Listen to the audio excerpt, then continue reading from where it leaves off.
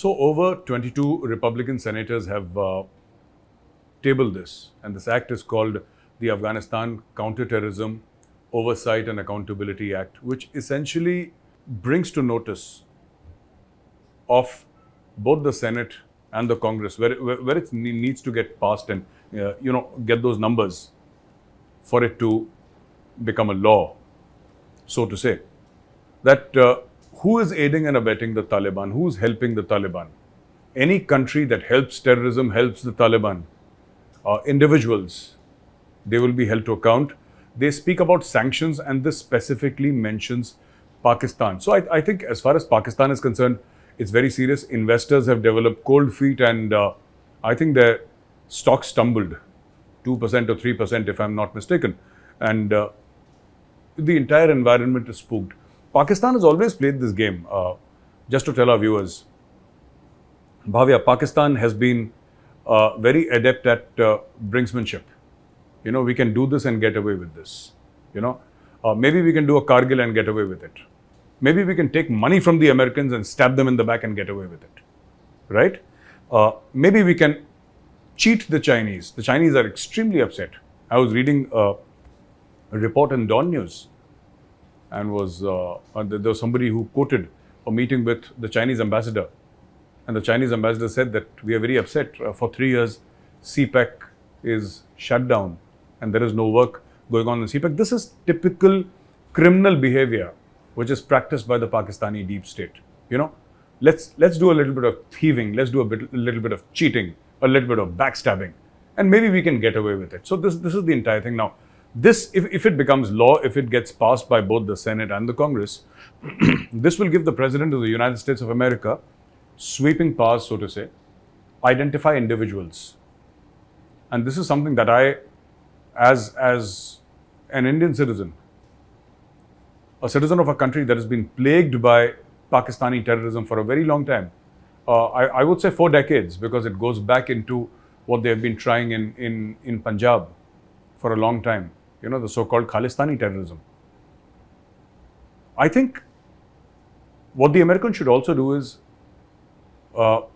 sanction, and this act gives that leeway to the president, specific individuals who are publicly supporting the Taliban, the army generals who are publicly supporting the Taliban. There is an EU report tabled in their parliament which says that Pakistan sent special forces, right? They sent their people to fight against the Northern Alliance. Pakistan does that. Pakistan has a very, very long history of, not being very transparent with both its friends and enemies. With enemies, I can understand. Pakistan is not even transparent with its best of friends. It's not transparent with China. Look at the China-Pakistan Economic Corridor case. Let me revisit this. Today, it's shut down. Why? Because of widespread corruption. We have all heard about Lieutenant General Asim Salim Bajwa, the famous pizza general. Why did CPEC stop? It is not just because of return on investment issues. It is because of widespread corruption in Pakistan. It is because the Pakistanis are absolutely incompetent. They do not know how to roll out projects. They have no experience of project management. Somebody from outside has always come and done it for them. For the Chinese to wholly depend upon the Pakistanis to execute something as important as the CPEC, the so-called the flagship venture of the Belt and Road Initiative, I think the Chinese were being naive. Having said that, coming back to this bill on counterterrorism, essentially it seeks to identify countries and individuals, and it clearly mentions Pakistan. And it's high time Pakistan is cornered, and punishment inflicted on this rogue nation for whatever it has done. Like you say in the common language, trying to be over smart. That is Pakistan's problem, actually. The problem with Pakistan, it's always tried to be over smart, always tried to punch above its weight, thinking that they will get away. Because they've gotten away with it for a very long time. I don't know if our viewers are aware. During the rule of General Ziaul Haq, there was some problem with the Americans. General Ziaul Haq, who was the army chief and also the president of Pakistan, spread a rumor that the Americans had bombed Mecca, the holiest city in Islam. And that was all that was required. Like zombies, the crowds in Pakistan, they attacked the US embassy in Islamabad. This was during Ziaul Haq's reign. They attacked a US embassy in Islamabad because of a rumor. So this is what Pakistan always, we can do this. They're always playing victim, always trying to take advantage out of a situation. And I think with this act, if it is passed into law, finally you will have something, the President of the United States will have something which will give him the powers to actually put Pakistan in its place. Bhavya, this entire thing about Pakistan saying now that we have lost $150 billion worth of property and 80,000 lives lost. Oh, sahab, hamare itne log shaheed ho gaye. And they make a huge drama out of it. Of course, Pakistani lives are lost. But I'd like to ask the Pakistanis today, if any of them are watching this program, who's responsible? The terrorists who your army fought against were Pakistanis. This is a case of Pakistani Muslims killing Pakistani Muslims. How is the world responsible for your misery? They chose to get involved in Afghanistan. Nobody invited them initially. During the first Afghan jihad, we have dealt with it in a previous episode of Checkmate, that the Pakistanis actually went ahead and gave the proposal to the Central Intelligence Agency of the United States of America, saying that we can help you in Afghanistan. We can put weapons and we can put dollars inside. We can sort of feed the Mujahideen dollars and weapons and give them training. And that is how it all started for Pakistan. For Pakistan, Afghanistan was always a method of, not just exerting influence, not just strategic depth, but also earning money. And today, the problem that Pakistan faces, all the story about $150 billion worth of property lost, nobody has quantified it. These guys just make up their own stories. I think, what 80,000 people? They're saying 80,000 people, somebody's saying 90,000. If some Pakistani gets very emotional, he says 1 lakh people died or 100,000 people died. Some nonsense like that. But Pakistan did suffer terrorism. But those terrorists were Pakistanis. Pakistanis killing each other is no country's problem, least of all India's problem or any other country in the world. I mean, you guys are killing each other. Who asked you to kill each other? They always say that we supported. And I asked a Pakistani on television, and he had, in one of the debates on Republic TV, they said that, we supported the Americans in fighting terrorism, and the same old song, this drama about 80,000 lives and $150 billion. Ye har ek Pakistani ne rata hua hai. They've memorized all this, and without any substantiated claims, they keep on parroting it. So they said, why did you get money from the Americans? He said, we got money, and I'm quoting this debate, all right, on Republic TV. We got this money to fight terrorism. So I said, which terrorists did you fight? So they said, we fought the Taliban. I said, which Taliban did you fight? Now, there are two kinds of Taliban, right? To my mind.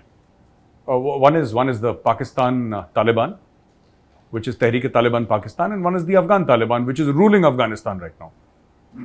So if you took money to fight the Tehreek-e-Taliban Pakistan, it is wrong, because Tehreek-e-Taliban Pakistan is your problem. They are Pakistanis. Their name is Tehreek-e-Taliban Pakistan. Why should you take money from America to fight your internal problem? You should do that yourself anyway.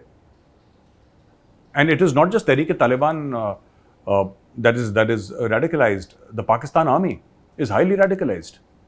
There is no difference between the Pakistani army and the Al-Qaeda or the Taliban for that matter. They share the same ideology. They might be slightly more disciplined, might be wearing, starched uniforms and doing perfect drill on the drill square, but mentally they are radical Islamists. Having said that, let me come back. So I asked them that, and on the other hand, if you claim that you took money from the Americans to fight the Afghan Taliban, today you're supporting the same Afghan Taliban for whose death you took money from the Americans. You see, either way, you took money for what? You took $33 billion. When I say you, I mean the Pakistanis. The Pakistanis took $33 billion from the Americans. For what? For what? Logistics? allowing massive quantities and thousands upon thousands of containers to go from Pakistan to Afghanistan. Those containers were used and those weapon systems were used to kill the Taliban. So Pakistan took money from the Americans to help the Americans kill the Taliban, the same Taliban for whom Imran Khan is today advocating and asking the rest of the world to recognize and pay money to the Taliban. This is Pakistani foreign policy, by the way. And if they actually took money to fight the Tehreek-e-Taliban Pakistan, which is a Pakistani Pashtun, largely Pashtun outfit, right? Based inside Pakistan, though the borders are porous and nothing much has come out of that fence on the Durand line, so they keep on going back and forth. But the fact of the matter is that if they took money to fight the Tehreek-e-Taliban Pakistan, then we must ask them that for heaven's sake, why? This is your internal problem. You should have done it anyway. So Pakistan has been taking money from both the sides. It senses opportunity. It's like a, I don't want to overly dramatize it, but it's like a vulture that's flying. It's waiting for the prey to die. You see, it's not killing the prey itself. A vulture would not kill its prey. It would just hover around, waiting for the prey to die out of thirst or hunger, and then swoop down and then eat whatever it has to eat. So this is the typical mentality which needs to be called out. And I think Pakistan is getting badly exposed. See, the Americans feel that Pakistani nukes may fall into the hands of the Taliban or the Al-Qaeda or the Islamic State. But to my own mind, and I don't think I'm wrong in saying this, the Pakistani army is strong enough and professional enough to protect its nukes from falling into rogue hands. Let me first say that. Let me put it on record that if somebody thinks that Taliban are going to come into their truck and ram into Kahuta or wherever they have kept their missiles and steal a couple of them like a typical Hollywood thriller, that's not going to happen. The nukes are well protected. But there is another problem here. The problem is, if you think of Taliban or Islamic State or the Al-Qaeda, not as an organization, for a minute, don't think of it as an organization. Think of it as an ideology, right? Ideologies cannot be kept behind walls. Ideologies spread. That is the nature of ideologies everywhere. So think of, for example, think of the Taliban not as an organization, but an ideology. And once you think about Taliban as an ideology, you will realize that for a very long time, Pakistani nukes and their atomic weapons have been, for a very long time, in the hands of the Taliban. Because it's an ideology. So, after Ziaul Haq came to power, he changed the motto of the Pakistan Army. You know, it had some fancy English motto. It was quote unquote a largely secular army. They had these whiskey drinking, Sandhurst educated generals in Pakistan.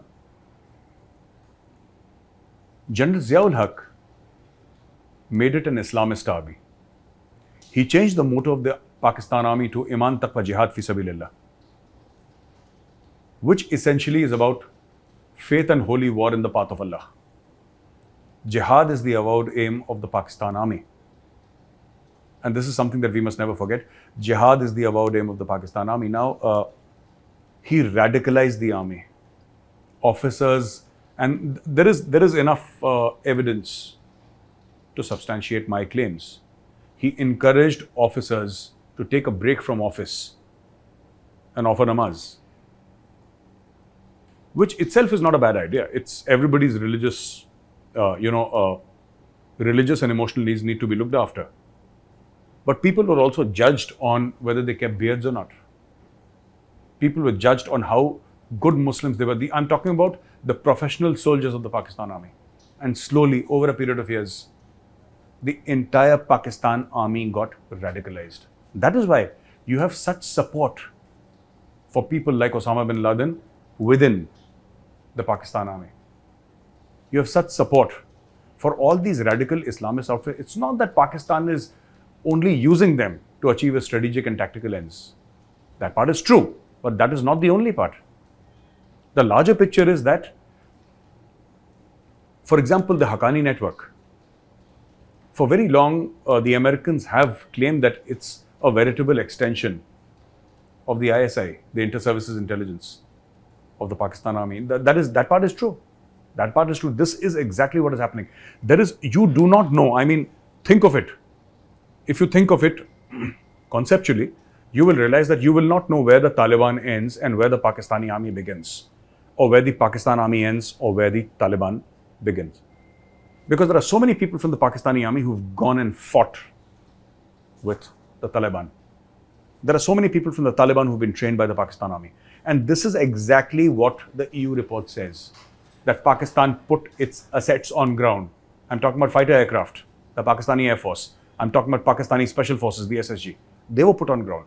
And Pakistan gets away with this because Pakistan thinks it can, because nobody is called out. You see, we discussed in the previous episode also, Pakistan has been geographically very important. Pakistan has been geostrategically important for the Americans.